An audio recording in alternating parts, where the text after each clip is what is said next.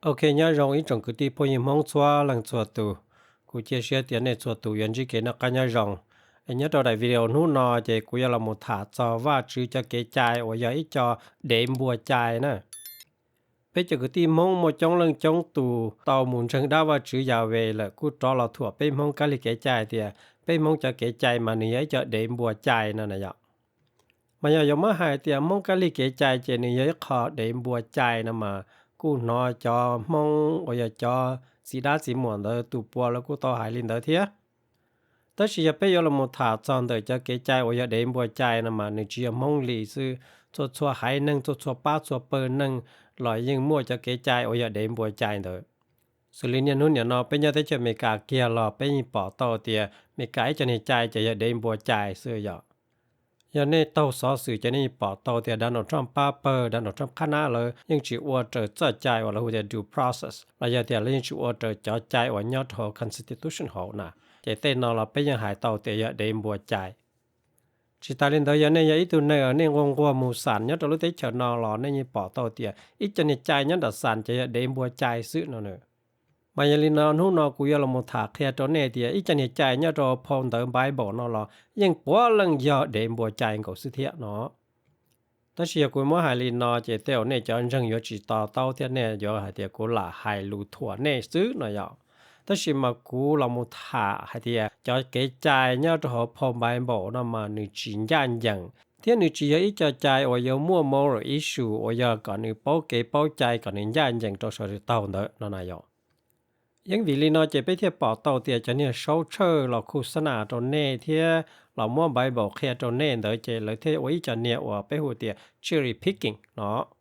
ขอนอนนึกใช้เต่าเตียนึกเนี่ยขอตื้อจะเนี่ยมุใส่คอนเดอซื้อนั่นน่ะแต่เรามานึกข้อมูลเนี่ยตัวขอเกใจเนาะจะเนี่ยมุใส่ขอเกใจเนาะแต่สิขอนึกจีเนี่ยเนาะจะเนี่ยจีใส่นั่นน่ะจะเนี่ยเกใจเนาะยิ่งใหญ่จะเนี่ยเดมบัวใจว่าย่อตานรอตัวใบบอกเนาะมายาลินเดอร์รู้นั่งเนี่ยเนาะlúc sau ta chỉ nói kia giờ nên lần từ trong một cho cái trái để mua trái hồng bài bỏ lên nom chế nên thiết chỉ hậu cứ hậu ti chỉ hậu năng hậu trà chỉ hậu này cho năng sang năng dễ nó nữa vì thế cho nên cái trái nói cho để mua trái ở nơi nhớ đó sớm mày bù làn sớm mày cũ thô hơn là này giờ ai bên nông năng tiền năng gội nó bên tôi chỉ xí cho là nè chỉ mỗi lúc sản từ nhớ lúc tết chờ từ do là một xí cho trái trong đi cho và nhớ cho họ phô đỡ bài bỏ nó lo đi lại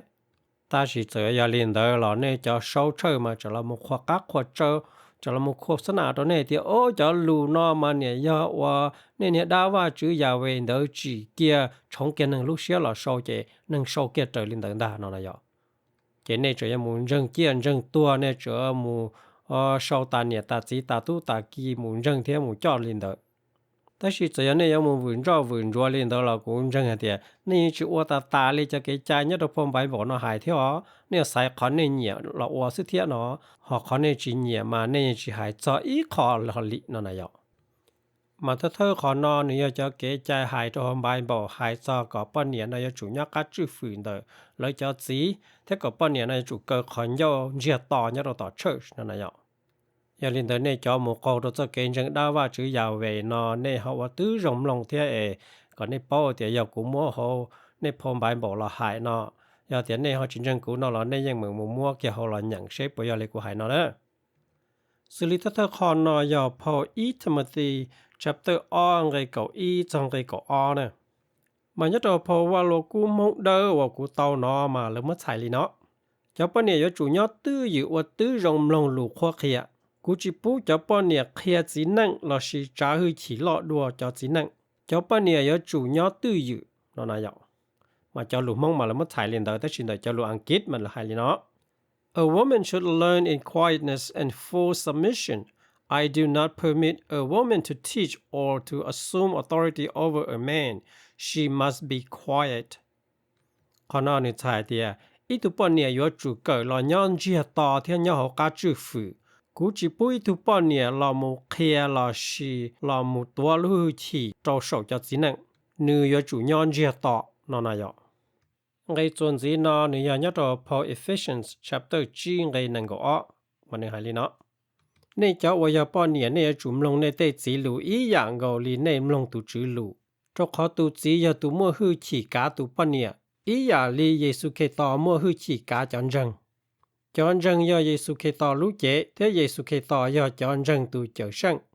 giờ linh đời này cho我要把你也要主弄你肚子叫路错了一样个里chọn rừng弄Giêsu Kitô路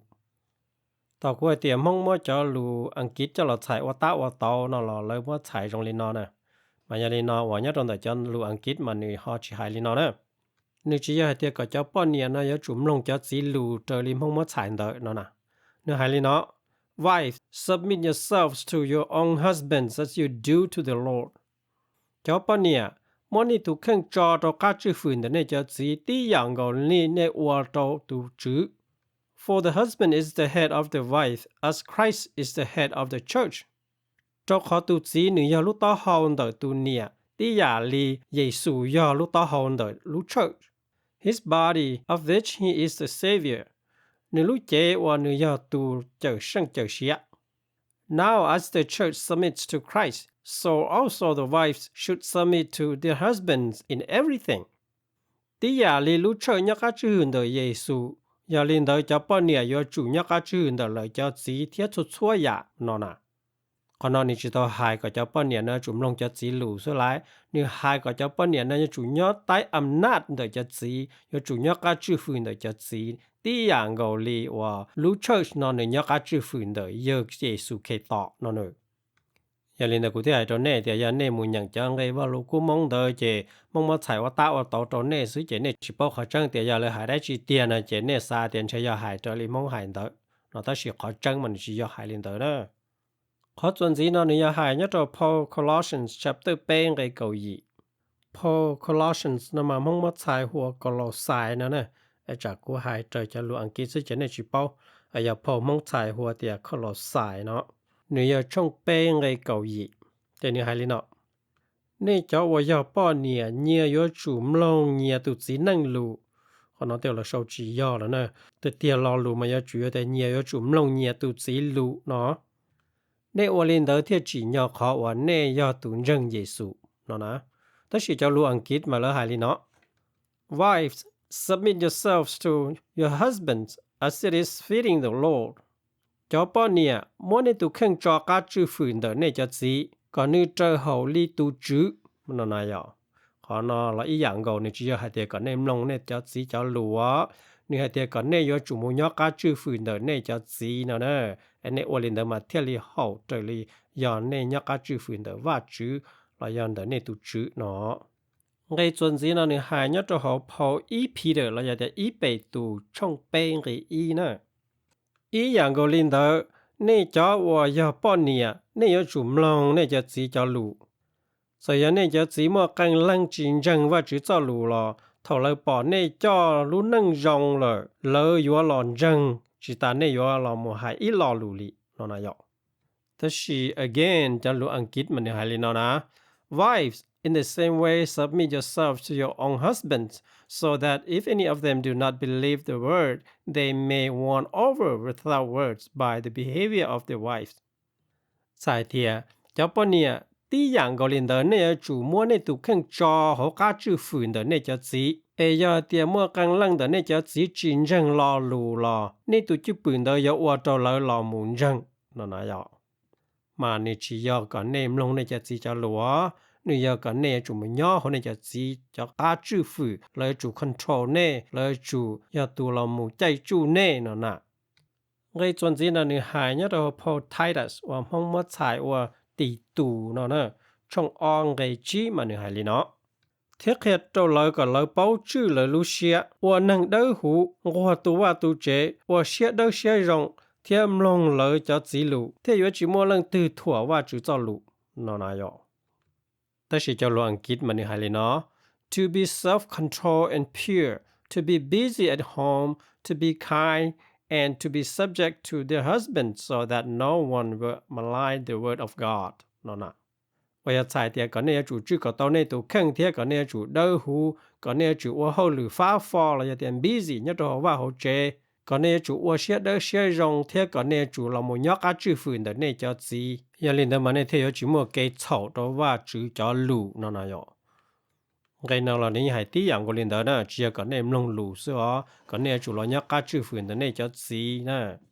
chỉ ta lên đó sư có nè chủ là mù lý đây lý nụ lý tu nhẹ chế ít tu bận nhẹ và nhau hậu chế sư nó nè tu mi nhua lô và đây nụ lô là giờ tiệt thế khe hậu lửa vào chế sư nó nè cái tòn đây nó nữ hài nhất là Paul ý Corinthian là giờ tiệt ý có lần tàu trong cổ plau cái bê chầu plau cho bê chầu chí mà nữ hài liền nó nữa nhất là cái bê chầu plau cho bê chầu chí ó anh này cho bận nhẹ mông rong nè cho bận nhẹ có chủ nhỏ tư dự chỉ cho hai lũ这里叫犹大这个家的，叫半年去末家我头叫，要叫半年啥包的去个年奴年都知道这，考我都半年派路头上的打倒弄路khó khăn，要一考我怎么行，那样。要让那叫路蒙那么你只还一老早还的，要么老路 church 那样好呢，但是叫路安吉嘛了还里呢。Women should remain silent in the churches. They are not allowed to speak, but must be in submission, as the law says. If they want to inquire about something, they should ask their own husbands at home, for it is disgraceful for women to speak in the church. เนี่ยพอยมัดใส่ว่าตาเอาต่อเลยกูหายซื้อแล้วยังจะหายคอหายจอเชื่อให้แต่ก่อนยันจะต่อเชื่อนั่นเลยนะถ้าสิจะรู้อังกฤษนะมันหายเลยเนาะcho bao nhiêu有主nhân chia to cho hỗ trợ chỉ bù lỡ là một hai lù tất sĩ có lỡ chủ nhân cá chữ phụ trở lý cho chạy hại giờ tiền lỡ xã bao đã chỉ lỡ chủ nu lỡ cho chỉ tỏ và tỏ chế cho khó nữa nhé khó cái bông dây mua cho ít thu bao nhiêu là một hai lù nhé cho hỗ trợ nè bây giờ lên đó tao này cho bao nhiêu chúng mà chạy là một sư phụ lo lên nhé cho tỏ chế nè mà giờ lên đó cho lù mông mà chỉ mua xài cho là một chuột này chẳng chỉ muaเราที่จะใช้ยาเจอเลยจะรู้อังกฤษเนอะกันในต่อเต้าลินแต่เนอะไงส่วนสีนอนหรือยอดหัวพออีคอรินเตียนส์เราอยากแต่อีคอลังเต่าเนาะเทียช่องเก่าอีไงเป้มาในหายลีเนาะเตียชีกุสากันในเป้าให้เตียเยซูเคต่อยอดชัวตุจีนึงรู้ต่อเขาตุจียอดตุป้อนเนี่ยรู้ต่อเขาเทียว่าจือยอเยซูเคต่อรู้ต่อเขาเนาะนะยอมายาลินเดเน่นเนาะจังไงว่าโลกูถาเนาะแหละพ่อcho nó giờ cũng mua cái hồ này phong bài bảo là những chỗ này nữa à tiền này cho bao nhiêu mà giờ chủ nhà các chữ phun đó này cho chính của cầu sư này lúc đó hồ cho giờ này tụt chính cầu sư này chỉ mua chạy đã chỉ lo lì nó lại chỉ ta lên đây cái này chủ cơ khẩn dâu thì nhon chia tỏ chơi sư này giờ wa đã chỉ này hải đã chỉ này nụ đã chỉ là này chủ nụ này tê chỉ tỏ và tỏ chế nó vì tiền này cho cái một thả lụ tỏ chơi nó sư mà này khó cái wa bông dây bông mua chỉ trâu cái trâu chạy nó nè cho nó phải cho đêm bùa chạy mà lúc nâng nè nó lưng thực sự cho chạy nó chạy tụ nâng đấy chạy ấy tụ nâng và lì hiệp cơn gầu nè lúc nâng nè nó bọn nè nó nhưng mua chạy xít luôn đó chỉ nâng bọn nè nó sắm mà là một ô tô tụ cho chỉ hay cho hậu công hậu chỉ hay cho hậu nọ hậu chữ cho tế cho chờ bọn nè nhưng mua chạy là ô tô tàu hù nè anh này cho như chạy nhá họ này phong bài bảo này chẳng mua cái chú mu chỉ cho chẳng mua cái chữ chỉ bút bọn nè hay lú đó này cho chơi thiệt nó là vậy chẳng mua cái khối dừa cái nè bọn nè mà nhà chủ là do cho tu và tu chế và hậu lửa hậu và hậu chế tu mi nhọn cầu sư có do chủ chỉ cho một cho nhau đồ chơi chỉ cho một hai lò lú nhau đồ chơi nó nè nhưng vì lý nó cho chơi thì chỉ mua cho ít tu bọn nè lò một ít tu sau lò lì nó nữa họ nói cụ thể thì giờ ít khó kế và control nè giờ ít cho kế và là một chạy chủ ít bơ nâng và có ba bơ nâng đó nữa chủ chỉ mua cho chạy là một shit luôn cho lử bơ là giờ lử lăng lử tụ lo lị nó nè thế nói giờ rong thế nào đó giờ thì nữa chỉ họ để mua chạy thế này họ chạy đã chỉ nữa giờ lên đó luôn nâng nhẹ nó tiền nâng có ít nhẹ nó là nên cho mua nhẹ còn nên nó nhắc cái chuyện đó cho chỉ nâng gầu xứ này nên họ là một khoa các khoa trâu thì ô nên phong bài bảo nó mà rong tiền nên tụi đá vào chữ già về nó mà rong tiền luôn này tiền nó này vậy cho nên cho ba lú chỉ mua cho chip của luôn bring sale nhá đó họ là vậy nè luôn nâng tiền nâng gầu ít nó nhá tới cho mấy cả nó giờ tụi chỉ nâng từ chẳng cho chạy để mua chạy rong lên nó chỉ nhưng chỉ tao bao nhiêu bùa nó là mà vì thế nào cụ thể tiền nữ chỉ ít cho cái chạy ở nữ mua chỗ bùa xí lúa gì bùa xin đây có sẽ được nó xí lúa nè thế thì cháu vừa lo chắp lời cho cô quá lo chắp lời cho chơi theo chỗ đa và chữ giàu về mà chẳng cho bao nhiêu nó nữa giờ lên đó này cho bao nhiêu ở mù do tê gì tơ mù cứ lọ vá hay theo cú tu vá chữ nó tỏ chơi nên bộ bao cho tên nó cho nên chỉ tao nhận cho cái vào lô cú nó là chả 天前呢就有一种人呢进车个内幕在在是自是乱到就只能个内幕เขา authority 内幕เขา power รู้起个是自是乱这里都只能มั่วเนาะฮะ要แต่เนี่ยเชิญมาจีนเนี่ยเขียนได้หังเดพอเนี่ยเดไบเบิลเนาะจีนเนี่ยเขียนได้หังเดจะเนี่ยเชิญเนาะที่จีนเนี่ยเขียนได้หังเดเนี่ยดาว่าจื้อยาเวเนาะนั่นnàoเนี่ยจะโกโตดาว่าจื้อยาเวนั่นเนี่ยเราไม่จักกูให้เดีย这个呢ก็ให้จียอเลยเนาะไปจีปุ๊บปอเนี่ยเราโมจะจ่อเนี่ยต่อเชิญยังวีปอเนี่ยเนาะมานี่โตด้านจึงยงเสียเตาเนาะ要领导要接半年了，我叫一起接单子用要让人到半年第样个哩，单子用让人到一万那路子诶，阿达ที่一万个啲帮到做给炒呢那样，จากนั้นจะ注意 bullshit ซะนะว่าเด้ซะนะเรื่องที่ proof 到เดียว่าจื้อจีนังเรื่องที่ proof 到เดียเงินนอ路子เนาะเรื่องที่ proof 到เดียนังเนี่ย帮หมด做给炒เนาะเรื่องที่ proof 到เดียดาว่าชื่อดายาเวดาเยซูเนาะเนี่ยเราตัวทั้งตัวในลูกช่อเนาะยังมั่วจังบ่เล่นได้เจในตัวดาเยซูตัวเราตัวทั้งในลูกช่อเลยเจป้อนเนี่ยกูอยู่มีอยู่จุหม้อปลาเลยเหรอเราขอเตียว่าจื้อตู้ฝงหาเตียก็ป้อนเนี่ยอยู่มีอยู่มาก็หม้อปลาเนาะเนี่ยไอ้ยาเล่นได้ว่าใจเยซูตัวต่อเสียลูกช่องเนาะจ้ะป้อนเนี่ยอยู่มีอยู่จังหม้อปลาตามบ่เลยนะจอเนาะอย่าจะจื้อยินเสียดาเราชูมูจิจ่อนึงเราเนียนึงเราจื้อนึงเราจื้อนึงก็อีปาอีเปิ้นนึงเนาะชอบมั่วว่าหัวสิลัวเจอลิหรือป้าหรือเปิ้นนึงก็ป้อนเนี่ยเนาะชอบมั่วว่าหัวสิลัวเจอลิจินึงของเขาซุน่ะนี่สิมั่วกันเสียจิน่ะเอเปญะตัวเตียนนึงก็อีเนาะละเปมั่วเกจงใจเสียล้อมบ่เนาะละเอเปขอ morality น่ะขอเป้าเกเป้าใจขอเป้าแต่ก็ยอแต่จิยอเนาะจังกินบ่ลิเนาะเอเปจะมือสิตุจิปือเปจะมือสิจะจุยเนาะพอเนาะเนาะมาโอ้ไปรองก็จะเลียจะจั่วซุเนาะขอจนสิตอนได้นายา女孩จะเกใจอวแขเนี่ยจะหอมใบบ่นะดาว่าจื้อยาเวยาอีตุลามูจินดูจิเตจิตาอีปวดใจอย่างเนี่ยตัวลูกคันดูคงดูไปย่อเนาะถ้าสิมาอาจารย์นึจังฮอลามูจอใจก่อนนึงเนาะมั่วเกว่าแขเนี่ยจะหอนึพอเตอเนาะเทียแล้วตอนนี้จะหลูเนาะเทียเนาะหลายอย่างมาขอนอรอนึป้องเราหมดตัวคอม moral values ว่าอย่าเป้อย่าจู่เป้าเก๋เป้าใจไอ้ขอตื้อย่อขอตื้อจีย่อเป้อย่าจู่เป้าตาสิตัวดาว่าจื้อนอนนึหอจีเป้าเนาะหลายมันจะเล่นเดอได้ยาเวจ่อใจว่าอย่าเดมบัวใจเนื้อหายเนี่ยตัวพอ Exodus chapter 1ก็อีนะมันเนื้อหายเลยเนาะเจ้ากูจิลิมัวเกจอลูอังกฤษจะลอยอย่างไอ้ก็มาเลยมัดใส่ตัวเป้ซื้อเทเลจิสเสียชื่อเหรอสุริยะตัวพอ Exodusเราจะเตียเขียดีช่องนังก็อิงเกออกเกียมาเนื้อหายเลยเนาะ If you buy a Hebrew slave, he is to serve you for 6 years. อย่าเตียก็อยู่ไอ้ตัวนังฮีบรูเราว่าใครเนื้อจู่รอมูว่าเขาหรือตัวก็เจ้าลูกชง But in the 7th year, he shall go free without paying anything. แต่สิ่งนี้เราชงที่ชาเนื้อจู่มูเดิมมูดอยอยากจิเทขอได้จิตัวก็ If he comes along, he is to go free along.ยาเตียเท่าก็มูอยู่ว่าหนึ่งเดอเอหนึ่งรอหนึ่งอีหลังซื้อเจหนึ่งอยู่มูหนึ่งอีหลังซื้อ But if he has a wife and he comes, she is to go with him. แต่เสียหนึ่งมัวป้อนเนี่ยเท่าก็มูอยู่ว่าหนึ่งรอเดอเจหนึ่งตัวป้อนเนี่ยอยู่จุดรอหนึ่งมู If his master gives him a wife and she bears him sons and daughters, the woman and her children shall belong to her master, and only the man shall go free.ยาเตียนนึตูจื้อมัวป้อนเนี่ยเจ้านึเทียตูป้อนเนี่ยเดออยู่มีตุมีหนัวตูป้อนเนี่ยเทียจะมีหนัวเดออยู่จู่ยาตูจื้อลีนเทียตูเทียจ่วยตูจีนังเดอตีแรงเทียหมู่เดอหมู่ดอเตาซื้อนอนายอขอนอมาเนี่ยเตียยาก็อยู่ตูแคนเดอรอไอนึรอนึตีแรงซื้อก็อยู่นึตีแรงรอซื้อน่ะเจซอชงที่ชาเจก็จู่เจียนนึหมู่ตีแรงหมู่ซื้อhọ giờ tiền nữ mua bao nhiêu đó nữ lò chứ nữ tụ bao nhiêu đó nữ mua họ giờ tiền có yếu bao nhiêu trâu nữ ấy tụ bao nhiêu đó yếu tao mi tụ mi nhọn là chứ tụ bao nhiêu đó thế cho mi tụ mi nhọn đó giờ có tụ tí xì tụ khen đó nữ chỉ mua trái yếu cho bao nhiêu mi nhọn đó nữ mua nó nè nữ chẳng hạn gì nhất trong cái chi thiên cái trâu thì But if the slave declares I love my master and my wife and my children and do not want to go free,Then his master must take him before the judges. He shall take him to the door or doorpost and pierce his ear with an awl, and then will be his slave for life. No.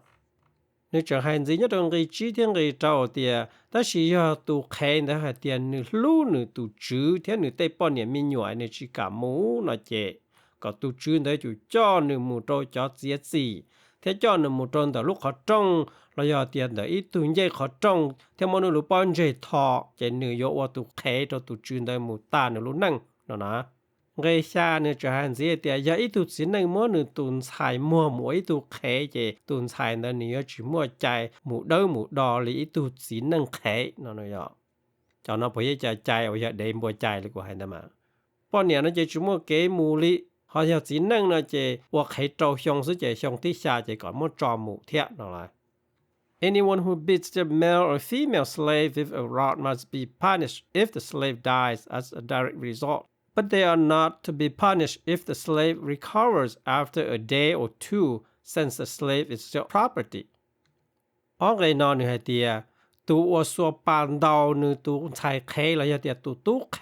ว่าเจ้าตัวเคเดอตัวเกียนถ้าเดอนะเจตัวเดออยู่จุดตัวเจ้าจีถ้าสิเนื้อจีเจ้าจียาเตียตัวเคหนึ่งดาวเดออยู่รองมอเลยอีอ้อนู่นเดอซื้อเวียเตียตัวเคเดอนี่ยา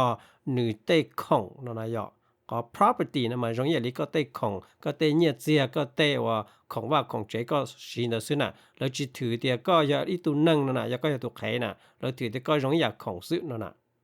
ยัดห้องไอ้นึงก็เจ้าจอนึงก็ชานึงให้ลิเนาะ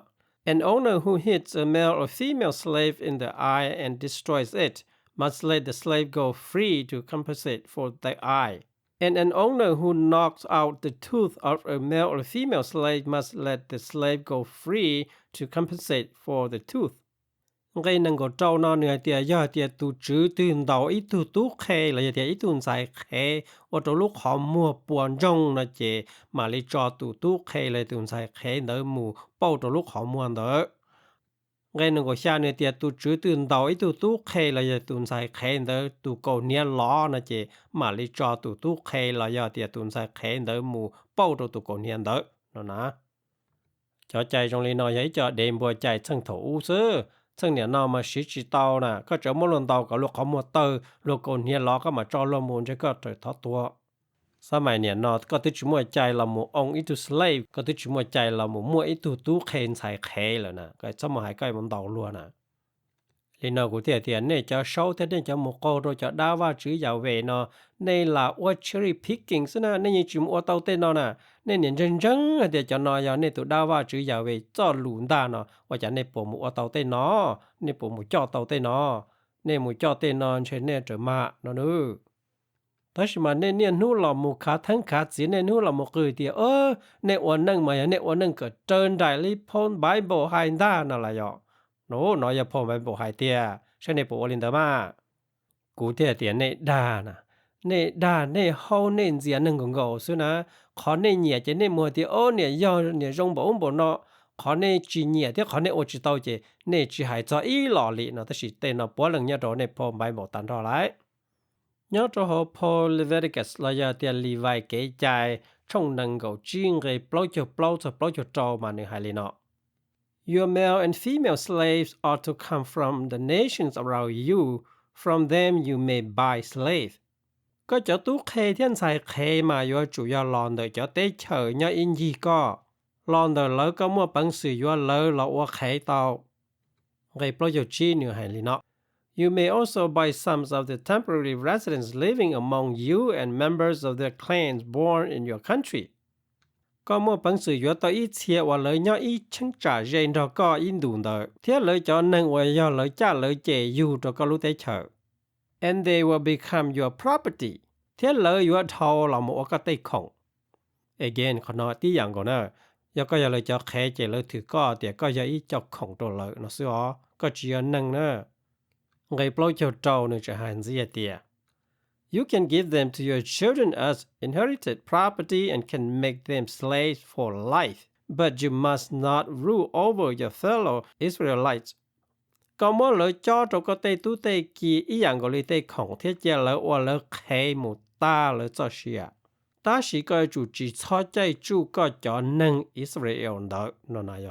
ช在到底要叫能力还能那些ก็么了我开到ก็么了叫到个对生冷生日到一样我哋对空的贴个了我个对生冷生日的开mu个大点里但是ก็ชอบ我领导到叫能อีสอย่างเนาะนะchoใจเนาะเจยจะใจก็是我找我找ก็是心主ก็是ใจป้าใจเปก็是之后生死要ก็叫ตัวจะไปตรงนี้เนาะนะ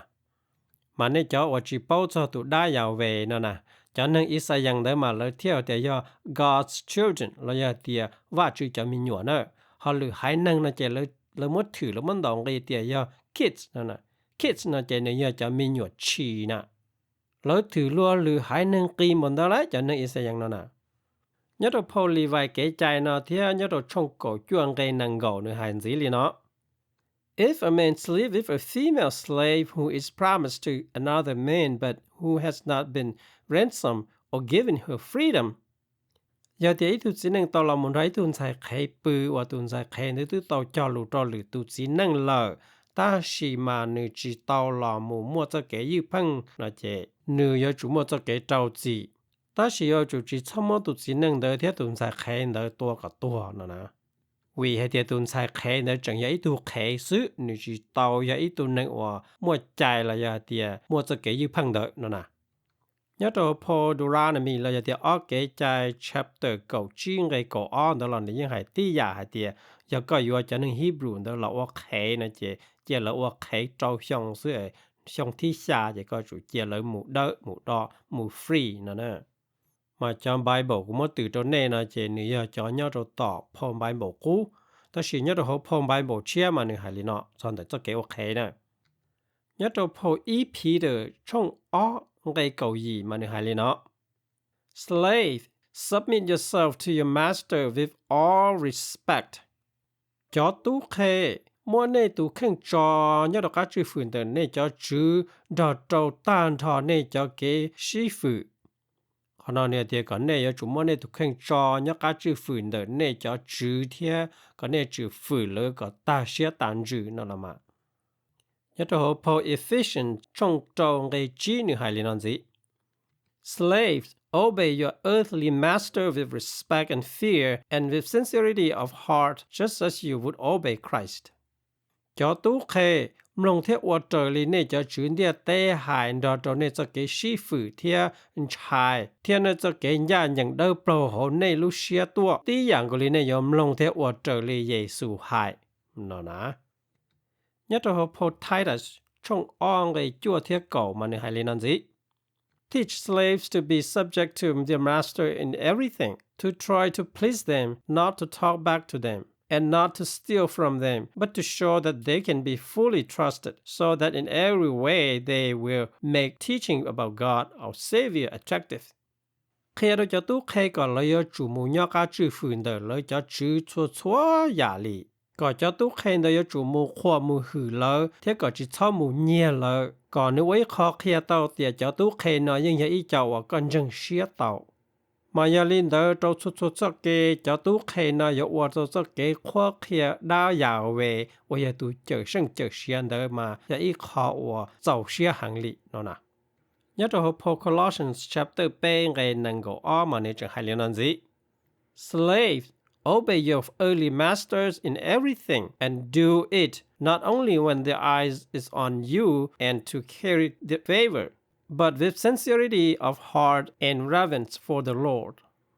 Tại địa, cho tú khê yếu chủ mlong theo ua trở lý nên cho chữ hồn địa tê trâu chúa trả chúa dạ. Thế ua chỉ ở thầu là lúc họ muốn riêng rộng nê, thế thầu qua cả lời nhiệt nê sư. Ta chỉ có tàn thọ nê cho cái xe đỡ xe rộng hồn nê lúc xe tàu bởi tua, đó cho nê cho cái phụ, tí dạng của nê phụ và chữ nó nà dọ.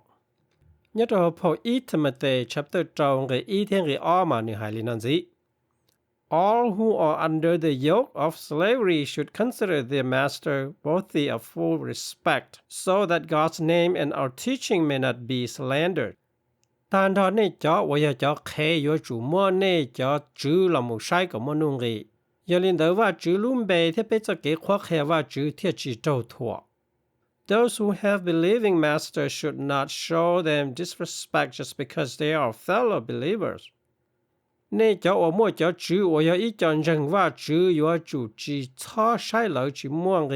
因为了要一度的能人的样个里呢但是只要那主我后里头那叫主那个容差为那叫主要一讲人我呢路内那样OK กูยังจีสามจะรู้นะจะหลังอย่างโอลูอังกฤษตอนนี้แต่ชิมันแต่จะรู้มองเกี่ยวแล้วว่าชายจีชัวตัวเลยจะรู้อังกฤษจะอย่าลืมนะกูเที่ยวมันอย่างตอนนี้ก็เนี่ยต่อเต้าเที่ยวก็เนี่ยพ่อเที่ยนี่จีกูหล่าหายตอนนี้นะนี่กูยังอย่างเกี่ยนแต่จันเดินตลอดตอนนี้เนาะไอ้กูเที่ยวมันอย่างตอนนี้สุดจีเที่ยกูหล่าหลอกขาดตั้งขาดสีเที่ยกูสะสานอย่างจะรู้อังกฤษแต่ตอนนี้นะเวเดี๋ยวกูยังจีไอ้ตัวเป้าจะรู้อังกฤษแล้วจะเที่ยอย่างจะรู้อังกฤษแต่ตอนเราเที่ยน่ะกูยังเที่ยในจ้องเรื่องจ้องตัวมันในจบเป้าชักกูเที่ยอยู่หายตอนรู้อังกฤษจ้องชักกูเรื่องดอมเป้าแต่สิวเลยกว่าอันเดียวกูมั่วจะละอย่างเกียรตัวในก็ในต่อเต้าเตียโอ้ยกูอย่างหอบพร้อมใบบอกเตี้ยอย่างจะรู้อังกฤษเตี้ยตัวในซื้อจียกูหลาจั่วหลาละหายตัวในนะมายาลินเดอร์เป้ตื้อปอเตียยอดเราต่อพอฮีบรูไบเบิลเรานี้มั่วนี้จะเก๋ใจว่ายาหายจะสดจะเก๋ว่าแข็งเด้อจิตาลินเดอร์เราจะเขาเชิดพรมไบเบิลเรานี้มั่วอีจังเกว่าลูกกูว่ายาเราหมู่หายก็จะแข็งเด้อยจู่เราหมู่ลงจะจื้อจะลู่นอเราไม่ยอขอนอนในสายเตาเลยจะเราเป้ซื้อสายเตาเตียนี่ตุดาว่าจื้อยาวเวนอนนี่จังจอใจก่อนหนึ่งมั่วจะเก๋ว่าแข็งนอนะเอยลินเดอร์นึกตื้อป่าสังเฮียอีตูจื้อว่าจีนดูจีเตจีลูกการดูคงลู่นออีปวดใจหยาดดอกชัวจ่อเสียเนี่ยดอกลูกการดูคงลู่นอน่ะไอ้อาจารย์นี่เจอเราหมู่เชื่อจะเก๋ว่าแข็งเด้อเทียอาจารย์นี่เจอเราหมู่จอใจก็อีตูหนึ่งนอหมู่มั่วอีตูหนึ่งเราอ้วนอีตูแข็งเทียนอน่ะขอนอนนี่เขา question on the deal the morality แล้วอย่าที่เขารู้นู่วันนี้หายจะเก๋เป้าใจเด้อเนี่ยจ้านะไอ้ยาวิลิจาตูดาว่าจื้อยาเวเนาะจีเป้าเก๋เป้าใจเลยเหรอจีเป้าเสียเป้ากีเลยเหรอจีเป้าเผยเป้ารงเลยเหรอไอ้อาจารย์นี่จะเราหมู่จอใจก่อนหนึ่งนะมั่วใจเหรอมั่วหรือตูหนึ่งอ้วนหรือตูแข็งเนาะเนอมาตลีจังไงว่าลูกกูไม่อย่างน่ะเจรงเลยนึงหายแบบเดียจะจื้อเดลสาก็จะแค่น้ำลงเลยลูเจแล้วเราหมู่โซจะลูเดก็จะแค่น้อยจู่ลงเลยเลยหายอ้วนเลยเลยหายจ่อเลยเลยเนี่ยน้องกงซื้อไอ้ก็จะแค่น้อยจู่จีมั่วจะเกยยืพังหล่อลีนะซื้อไรนึกจีรงลีเนี่ยได้อย่าเวนเดมั่วจะลูน้อยจะเราหมู่จ่อก็จะโซน้องเราหมู่โซลินเดจะเขาเนาะนะจีตาลินเดยได้ยาเวนะตึมัวปังสือลอควักเขียเตียโอเนี่ยจู่จีช้อหมูนองไก่บัวเนอเนี่ยจีช้อหมูนอกเขานอกจือเนอเนี่ยจู่จีช้อหมูนอกเตเจียจีหูเนอเนาะจ้ะเนี่ยเขาจีมัวปังสือเราหมูให้เตียโอเนี่ยจู่จีช้อหมูมัวหรือตูตีหนึ่งหลอกวันเนี่ยแค่เนอเนาะนะคอนเดยคอนลูนูนะมายาเนี่ยตุดาอันยานอย่างยาตุดาเดอหูเตเตียยาตุดาลูนังเตเตียเนาะจีญอนเนี่ยเราหมดซื้อแล้ว你老母的哦，我知道领导呢，你莫论读的能了，我那开嘛，你只要了哦，哎，你照这你知道我领导呢，我讲你只还领导。nhớ cho Paul Deuteronomy chapter 能够安个能够安是那点，一个木当落包落谁那些，个么个多包这的是哪来呀？chỉ ta lên đó nhớ chapter 能够安个狗背成个能够的是那些点，东西对呀木有子呢。ไอจีเดจีหูเลยตึ้งดอสินึงปืดัวเลยไอนึจี virgin นึจีไอตุงเก้าซื้อเลยเจก็มัวตัวปอเจมัวปอเจนดาวกับตัวนั่นแหละอ่ะโซยวิลิจานึงที่จอใจตัวอีตัวนึงนะมัวใจเรามัวองอีตัวนึงลีตัวแคดใช้จมัวจะแคดได้ใช้ลงเลยเตะของซื้อจมัวเลยจะมัวจ่อตัวเลยเตะสังลังสังจือก็แล้วนอโจว่าแคมัวตาเตียนนึงแล้วรู้นึงเจ้าเชียก็จอนู้นเลยตัวน่ะขณะกูแต่อย่าไปมัวแต่น่ะจะละซาเจเนี่ยได้ยาวเวเนาะนึจิมัว moral issue นึจิป้อเก๋ป้อใจนึจิป้อเผป้อรงนึจิป้อเสียป้อกีได้จิลอลิเนาะนึเนี่ยเขาตื้อเจเนี่ยว่าคันเดอซื้อเขาตื้อนึซาเตียรงโตนึในเจเนี่ยว่าคันเดอซื้อนึจิควรใจจอเตียยอมมอหรือตูตีนึงยอจิโหโตหรือตูตีนึงยอจิญญาณยังโตหรือตูตีนึงยออโตหรือตูนึงเนาะจอใจจิล้วนดอหรือป้าหรือเปอดอหรือเรื่องหรือตูนี่จะต้องเคจอนนะมาก็เน้นย้อนจงเตียจะเกว่าใครนะนี่มัววันดูรู้หล่อจอนตัวชงอีผาจีปัวโจโจจีถลุก็อ้อเห็นตัววันที่โจเนี่ยโจรู้ได้เฉยไม่การเนาะ ก็ในเป้าเตียตื้อโตลีอีผาเตอชงต่อกาโตเยซูอยู่เลยเกอเคจังมั่วกู้กันรอโตรู้เตเชเมกาเนาะหลายโตจะนึงเตอเด้อเนาะหลาย